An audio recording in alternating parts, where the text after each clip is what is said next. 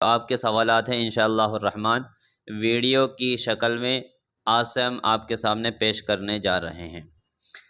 تو جو سوالات کرنے والے ساتھی ہیں وہ نام کے ساتھ اپنے سوال کریں تاکہ ان کا جواب دینا آسان ہو کس نے کیا ہے۔ ندیم صاحب ہے، وہ سوال کرتے ہیں مفتی صاحب کسی نے اپنی بیوی کو 3 طلاق ایک ہی وقتوں میں دے دیے تو اس کا کیا حکم ہے؟ 3 طلاق کے معاملے میں ایک لمبی چوڑی بحث ہے۔ حنفیہ کے نزدیک اگر کسی شخص نے 3 طلاق ایک ہی وقت میں دے دی، بلکہ ائمہ اربعہ کا اس پر اتفاق ہے کہ اگر کسی شخص نے اپنی بیوی کو 3 طلاق ایک ہی وقت میں صراحت کے ساتھ دے دی تو اس کی عورت اس کے لیے حرام ہو جائے گی، مغلظہ ہو جائے گی، پھر اس کے لیے رجوع کی کوئی گنجائش نہیں ہے۔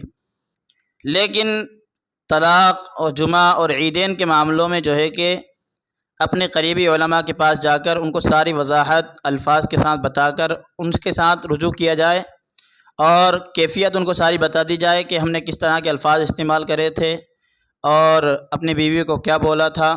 یہ ساری وضاحت اگر قریبی علماء سے جا کر مشورہ کیا جائے، رابطے کیا جائے تو بہتر ہے۔ باقی حکم تو 3 طلاق کا یہی ہے کہ اگر کسی شخص نے اپنی بیوی کو 3 طلاق دے دی ایک ہی وقت کے اندر تو عورت مرد پر پوری طرح سے حرام ہو جائے گی اور اب رجوع کی کوئی گنجائش نہیں۔ عاقل علی یہ آئی ڈی سے سوال کرتے ہیں کہ کھڑے ہو کر پیشاب کرنا کیسا ہے؟ کھڑے ہو کر پیشاب کرنا خلاف سنت اور مکروہ ہے۔ عام حالت کے اندر کسی بیماری یا پریشانی کی وجہ سے اگر کوئی انسان کرتا ہے تو اس میں کوئی حرج نہیں ہے، کیونکہ یہ اسلام کے شعائر میں سے ہے اور عموماً مسلمانوں کی پہچان سمجھی جاتی ہے۔ اس بنیاد پر اس کے خلاف کرنے پر مکروہ کا حکم لگایا گیا ہے اور خلاف سنت ہے۔ اگر کوئی پریشانی یا بیماری کی وجہ سے کرتا ہے، مجبوری کی وجہ سے، تو اس میں کوئی حرج نہیں ہے۔ اور کیونکہ کھڑے ہو کر پیشاب کرنے میں پیشاب کے چھینٹوں کے لگنے کا قوی اندیشہ ہے، اس بنیاد پر کھڑے ہو کر پیشاب نہیں کرنا چاہیے۔ بیٹھ کر پیشاب کرنے میں کیونکہ چھینٹے وغیرہ لگنے کا اندیشہ نہیں ہوتا ہے، اس لیے بیٹھ کر کرنا چاہیے، اور پیشاب وغیرہ بیٹھ کر کرنا ہی، استنجا وغیرہ بیٹھ کر کرنا ہی سنت ہے۔